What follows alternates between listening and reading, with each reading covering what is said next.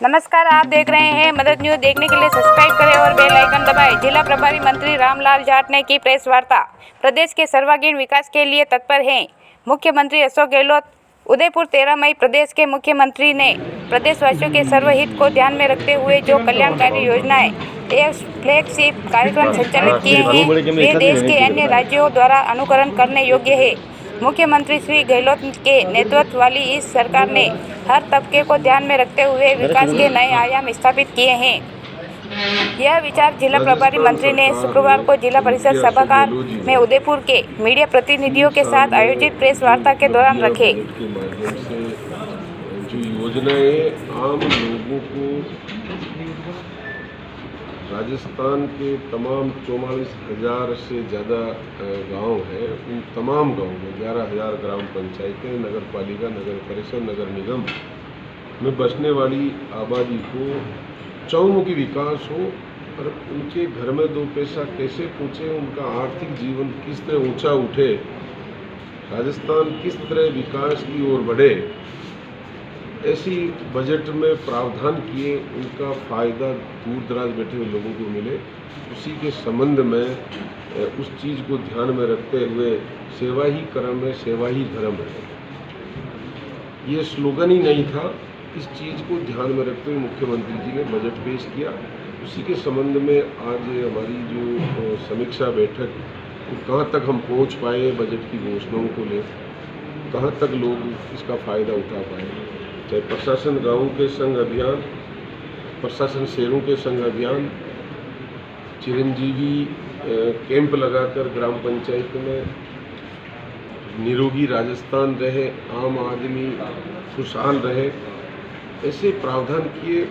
उन चीज़ों की समीक्षा बैठक में हम सभी लोग, यहाँ हमारे सचिव महोदय, हम सभी लोग, हमारे विधायक जी, बल्लभनगर जिला कलेक्टर साहब, सभी विभागों की जो मीटिंग हुई, आपको बताते हुए खुशी है कि जितनी हमारी योजनाएं हैं, चिरंजीवी स्वास्थ्य योजना जिसमें तमाम लोग का 10 लाख रुपए तक का राजस्थान सरकार ने बीमा करके सारी प्रीमियम लगभग 1,500 करोड़ से ज़्यादा राजस्थान सरकार दे रही है, सभी लोगों का बीमा हो। उदयपुर जिले में भी जितने परिवार हैं, तमाम लोगों को लगभग 6 लाख से 6.5 लाख जो परिवार हैं, उन तमाम लोगों को 10 लाख रुपए से ज़्यादा भी, 10 लाख तक तो निःशुल्क अगर आइडेंटिफाई किया है, उनमें किसी के अंग प्रत्यारोपण किया जा रहा है, उसका खर्चा मान लो 10 लाख से ज़्यादा जा रहा है, तो उन लोगों को भी आगे पैसा देने का प्रावधान किया।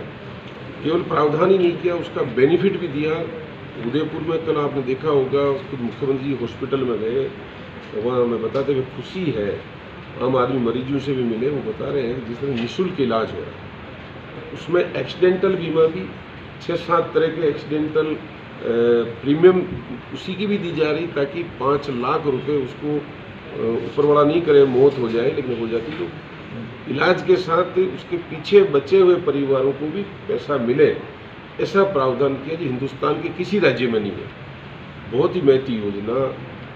ओपीडी आईपीडी में जो पर्ची सिस्टम था वो भी फ्री कर दिया। जांचें, डायलिसिस, जैसे 5 MRI 5-5 हज़ार 10-10 हज़ार की जांचें होती थी डायग्नोसिस करने के लिए, वो भी फ्री कर दिया। ऐसा पहली बार हुआ। इस चीज़ को आज अन्य राज्य भी समझ रहे हैं, भारत सरकार को भी इसको लागू करना चाहिए ताकि हमारा हिंदुस्तान स्वस्थ रह सके। आज उदयपुर जिले के तमाम कुछ परिवार ऐसे हैं जो सक्षम हैं, इनकम टैक्स देते हैं, गवर्नमेंट सर्वेंट भी हैं या पेंशन याफ्त हैं जो सर्विस के बाद, उनको भी जो 1600-1700 रुपये जो मिलते हैं प्रीमियम की किस्त के लगते हैं, आधा पैसा राजस्थान सरकार ने रेन किया, तो वो 850 रुपये देकर उस योजना में जुड़ सकते हैं। मुझे बताते हुए खुशी है कि पिछली बार जब हमने मीटिंग की उसमें काफ़ी परिवार छूटे और हमारे अधिकारियों ने ये प्रयास किया जिससे आज कुछ परिवार ही ऐसे बचे हैं। उसमें गरीब तबका, किसान तबका, सीमांत, लघु सीमांत 2011 की जनगणना में जनरल कम्युनिटी के लोग भी जो आर्थिक कमज़ोर वर्ग हैं, संविदा कर्मी है, वो तो निःशुल्क जोड़ चुके हैं। लेकिन कुछ ऐसे परिवार थे जो लगभग 1,36,000 परिवार ऐसे बचे हुए हैं जिनको हम बहुत जल्दी जो 850 रुपये में उनको मोटिवेट कर रहे हैं ताकि इस योजना से जुड़े। तो पूरा उदयपुर जिला निरोगी, राजस्थान के साथ निरोगी उदयपुर हो, कोई आदमी बीमार नहीं हो, और है अगर तो चिरंजीवी स्वास्थ्य घर घर जाकर हमारे एनएम, हमारे आंगनबाड़ी कार्यकर्ता ने सिलेक्ट किया और उसका इलाज हॉस्पिटल में लाकर करवा रहे हैं। बहुत बड़ा काम मुख्यमंत्री जी ने ये किया। इसके साथ ही हमने बिजली में बहुत अच्छा काम किया है। बिजली में अब देखो किसानों को लगभग यहाँ 6 लाख जो परिवार है कि किसान, लगभग 6,77,000 किसानों के बिजली के कनेक्शन घरों के हैं डोमेस्टिक, जिनमें 5 लाख परिवारों के जीरो बिल हो गया। 5 लाख परिवारों के जीरो बिल हो गया, और बाकी जो 98,000 परिवार हैं उनके 50% बिल हो गए, जिसमें उदयपुर शहर भी शामिल है। कुछ और सक्षम परिवार जो ज़्यादा बिजली खर्च करते हैं, जिनके एसी, एयर कंडीशन या और कोई चलता है, जैसे 57,000 परिवार हैं, उनके 30-35% सब्सिडी उनको होगी, उनके पर यूनिट 2 रुपये की छूट होगी। तो यानी किसी वर्ग को नहीं छोड़ा। ऐसे ही एग्रीकल्चर में जितने किसान हैं उन तमाम के 1,000 रुपये जो पिछले 6 महीने पहले ही स्कीम शुरू की है, उनके जीरो बिल हो गया।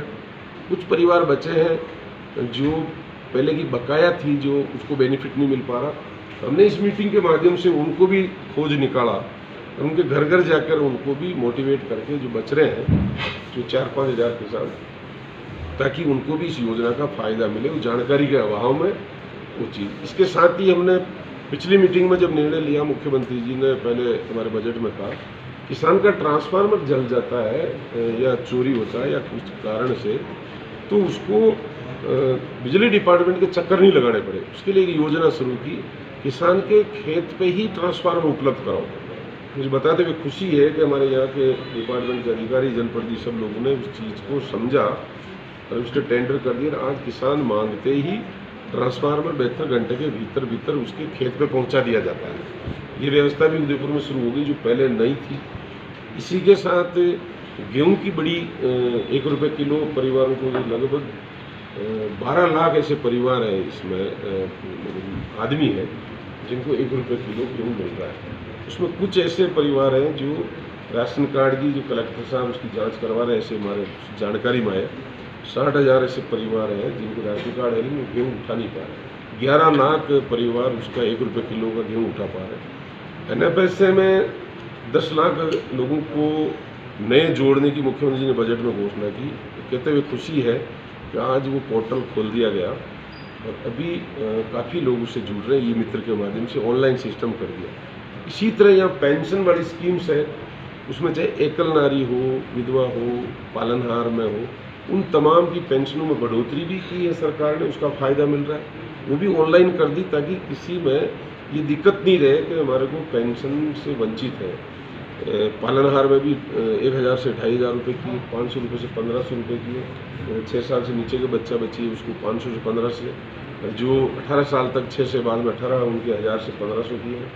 बाकी वृद्धा पेंशन हो, विधवा पेंशन हो, उन बाकी जो पेंशन हैं उसमें आपने देखा होगा पिछली समय भी सरकारें थी, लेकिन 1 पैसा पेंशन में नहीं बढ़ाया। पिछली बार भी अशोक गहलोत जी थे तो पेंशन में पैसा बढ़ाया, जो 250 थी 500 किया, अभी 500 से 750 की। दोनों पति पत्नी है तो 1,500 रुपये की, यानी हर वर्ग को बेनिफिट देने का काम। इसी तरह इंडस्ट्री में हमने पहले राजस्थान रिसेंट जो स्कीम्स चालू की है, उसमें हमने यहाँ मीटिंग की। मुझे बताते हुए खुशी है, काफ़ी लगभग 5,000 नए बेरोजगार, इनडायरेक्ट में भी काफ़ी परिवारों को बेनिफिट होगा। इंडस्ट्री की कुछ समस्याएं थी, मुझे बताते हुए खुशी, मेवाड़ चैम्बर में गया तो उनकी मांग थी, काफ़ी हद तक उनकी समस्याओं को हल कर दिया गया। कुछ नई और बात आएगी तो उनसे करके, ताकि उदयपुर में नई इंडस्ट्री लगे, इससे रोजगार उपलब्ध हो। इसके साथ ही बाकी डिपार्टमेंट्स, स्कूल में सारी सेकेंडरी स्कूल को हमने हाई सेकेंडरी स्कूल में कर दिया। जितनी सेकेंडरी स्कूल, पहली बार ऐसा निर्णय लिया गया कि एक स्कूल खोलने में 5 साल में बजट में मिला नहीं करती थी तमाम वो स्कूलें, ताकि इंग्लिश मीडियम स्कूल हमने ऐसी खोली। एक ज़माना था जब अंग्रेज़ों को भगाने के लिए अंग्रेजी का विरोध था। आज हिंदुस्तान में पूरी तरीके से हिंदी लागू नहीं है और आज राष्ट्रीय भाषा बनती जा रही है अंग्रेजी। हिंदुस्तान के लोग वंचित नहीं रह गए। राजस्थान की सरकार, अशोक गहलोत जी ने इस तरह का निर्णय लिया। अब देखोगे 10 साल बाद में गांव का मजदूर, किसान, गरीब, आदिवासी भाई की बहन बच्ची फर्राटे से अंग्रेजी बोलेगी।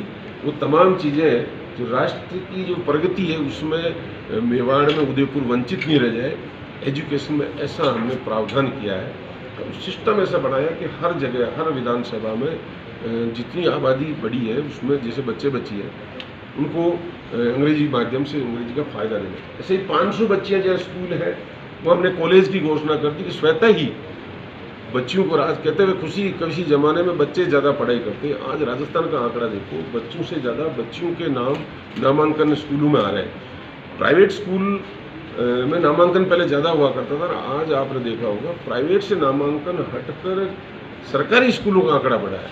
मुझे कहते हुए खुशी है, सरकारी स्कूल का स्तर मुख्यमंत्री जी ने बढ़ाया, केवल घोषणा ही नहीं की, बजट को ज़मीन में उतारने के लिए, अमली जमा पहनाने के लिए तमाम विभागों को लगा दिया गया। तमाम मंत्री, MLAs, अधिकारी, छोटे से लेकर जो सरकार का चेहरा है, कलेक्टर, SP हो, गांव में पटवारी सचिव हो, वो तमाम चीज़ें हमने नियमों में सरलीकरण करके राजस्थान को चौमुखी विकास की रास्ते पर ले जाने के निर्णय लिए। इसी तरह हमारी फ्लैगशिप योजनाओं में और भी कई ऐसी हमारी स्कीम, कृषि विभाग, कृषि के माध्यम से प्रसंस्करण, जो इंडस्ट्री है, छोटी खेती बाड़ी के जो लोग हैं, लघु व्यवसाय करने के लिए, जो भारत सरकार कभी उसमें सब्सिडी दिया करती थी, आज भारत सरकार ने सौर ऊर्जा हो हर सब्सिडी में कटौती की है। पहले 90-10 का रेशो था, फिर 75-25 किया, फिर 60-40 किया। कई ऐसी स्कीम्स है जो भारत सरकार ने सारी की सारी सब्सिडी रोक दी। उन स्कीम्स को मुख्यमंत्री जी ने, एग्रीकल्चर की स्कीम्स को अपने राजस्थान के सोर्सेज से उससे ज़्यादा सब्सिडी देकर काम कर रहे हैं। आज सौर ऊर्जा हो, आज ट्रैक्टर इक्विपमेंट हो, पहली बार किसान के GST कृषि इक्विपमेंट पे लागू किया भारत सरकार, जबकि राजस्थान सरकार ने उस सब्सिडी बढ़ा के उसकी मिटावट की, ताकि किसान को खेती से, आज 75% राजस्थान की जनता खेती पे, मजदूरी पे निर्भर है। शहर में 24.9%, लगभग 25% के लगभग ही राजस्थान की पॉपुलेशन के हिसाब से 75% लोगों को बेनिफिट देने का आज किसान कभी हड़ताल नहीं करता, उसके पास संगठन नहीं है। बाकी सब संगठन होते हैं, हड़ताल करके अपनी मांग मनवा लेते हैं। किसानों का कोई धनी धोरी नहीं होता, केवल मालिक होता, ऊपर वाला हाथ जोड़ते। तो बारिश अच्छी होती तो आदमी मंदिर में जाके, मस्जिद में, गुरुद्वारे में जाके, जैसा भी किसान जिस धर्म की मानता, हाथ जोड़ता है। जब अकाल पड़ता तो राज की तरफ मुंह करता है, राज ही रूठ जाए। आज हिंदुस्तान के किसान को सड़कों पे आपने देखा होगा, दिल्ली में जाने के लिए रोका, जहाँ उसकी बनाई हुई राजधानी है, जहाँ उसकी बनाई हुई वोट लोकतंत्र किसान मजदूर का बनाया हुआ है, उसी पे अंग्रेजों की तरह जुल्म करने का काम किया। उस जगह राजस्थान के मुख्यमंत्री जी ने किसानों को वो तमाम चीज़ें दी है। चाहे दूध डेयरी में 5 रुपये लीटर, अब देखो 5 रुपये लीटर, कभी 5 रुपये में दूध बिका करता था। केवल राजस्थान सरकार सब्सिडी, हिंदुस्तान पास में गुजरात है, 1 पैसे की सब्सिडी नहीं है, मध्य प्रदेश है, 1 पैसे की सब्सिडी नहीं है। जो कांग्रेस समर्थित राज्य थे, कर्नाटका में SM कृष्णा जी, सिद्धरामैया जी, हरियाणा में हुड्डा जी, उन लोगों ने इन डेयरी वाले किसान पशुपालन, ये गाय बचने की बात करते हैं, गाय तब बचेगी जब उसको बेनिफिट होगा। बेनिफिट देने का काम राजस्थान की सरकार ने किया। केवल यही नहीं, मिड डे मील में दूध से बने पाउडर है उससे, ताकि कुपोषण के शिकार बच्चे हैं, जिनको पूरा न्यूट्रन नहीं मिल पाता, प्रोटीन वगैरह, जो उससे उनका स्वास्थ्य कमज़ोर होता, पढ़ाई में, शरीर में, वो चीज़ें नहीं कर पाता। उसके लिए हमने सप्ताह में 2 दिन दूध देने का काम शुरुआत कर रहे हैं। वो भी ऑर्डर कर दिए, वो जल्दी, वो भी आप देखोगे। इसी के साथ खेलो राजस्थान, ताकि पहला सुख निरोगी का है। 7 सुख हमारे सनातन धर्म में माने गए हैं, 3 दुख माने गए हैं, उसमें पहला सुख निरोगी काया। उस चीज़ को ध्यान में रखते हुए मुख्यमंत्री जी ने, आप देखा कभी किसी ज़माने में मेडल पंजाब को मिला करते थे, फिर धीरे धीरे मीडिया के माध्यम से खबरें आती कि नशे की बात आई, इसलिए पंजाब में मेडल कम हो गए, बच्चियों को मिलने लगे, फिर हरियाणा में मिलने लगे। वह राजस्थान में ऐसा प्रचलन था, मेडल मिलने के बाद बेनिफिट दिया जाता। पहली बार अशोक गहलोत जी ने उन बेरोजगार बच्चों को, खेल प्रेमी बच्चियों को शुरू से ही गांव से ही बेनिफिट मिले, उनको ऐसा प्रावधान किया गया। सरकारी नौकरियों में 2% उसको डाला गया, ताकि बच्चे खेलने में ज़्यादा टाइम लगाएं पढ़ाई में कमज़ोर भी हो, कम नंबर भी हो, तो उनको सरकारी नौकरी भी मिल सके और इसके साथ उसको बेनिफिट इनाम भी मिल सके, मेडल भी ला सके, राजस्थान का नाम रोशन कर सके। ऐसी पैरा खेल प्रतियोगिता है जो विकलांग हमारे भाई हैं, उनकी भी ज़मीन निःशुल्क देने का काम किया। तो वो जो भाग लेते हैं, पहली बार अभी हमने कैबिनेट में निर्णय लिया, तो ऐसे निर्णय लेना एक बहुत मुश्किल काम होता है, लेकिन अशोक गहलोत जी ने ऐसे निर्णय लिए, तो मैं समझता हूँ कि चहुमुखी विकास राजस्थान का होगा।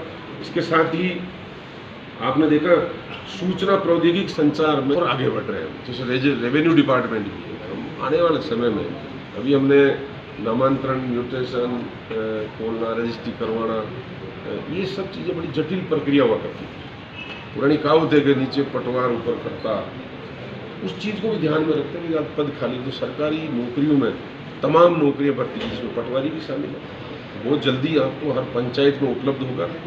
ऑनलाइन सिस्टम चालू किया जिसके माध्यम से स्वतः ही रजिस्ट्री होती है, उसका म्यूटेशन खुलने की प्रक्रिया की तरफ बढ़ रहे हैं। थोड़े टाइम बाद हमारा सॉफ्टवेयर और अपडेट हो रहा है, जिससे हम विरासत के नामांतरण खोलना भी और सरलीकरण कर रहे हैं। नियमों में तमाम वो चीज़ें प्रशासन, गाँव के संग अभियान, शहरों के संग अभियान में हमने पट्टे देने का कहा, 10 लाख पट्टे तो ज़्यादा हम गाँव में दे चुके हैं, इतने ही शहरों में दे रहे हैं। तो आज पट्टा मिल जाए किसी आदमी को तो बहुत अच्छी चीज़ है। ज़मीन अलॉटमेंट, नियमन 7 पीढ़ी याद करती है। कांग्रेस कभी किसान को ज़मीन दिया करती, आज़ाद देश के आज़ादी के बाद अंग्रेज, मुगल, बड़े राजा महाराजा के पास जागीरदारों के पास ज़मीन थी, उनको लेकर किसानों को बांटी है। आज उसी तर्ज पे हमारे डिपार्टमेंट ने आगे बढ़ते हुए ज़मीन अलॉटमेंट के लिए सख्त निर्देश दिए। जहाँ उपलब्ध ज़मीन है उनमें कमेटी बनी हुई, नियमन करो, और उसमें नियमों में सरलीकरण किया। काफ़ी हद तक हमने डिपार्टमेंट में ये काम किया। ऐसे ही स्वास्थ्य शासन विभाग में या पेराफेरी एरिया में काफ़ी दिक्कतें थी पट्टे की, वो ज़मीन हमने ट्रांसफ़र कर दी। कुछ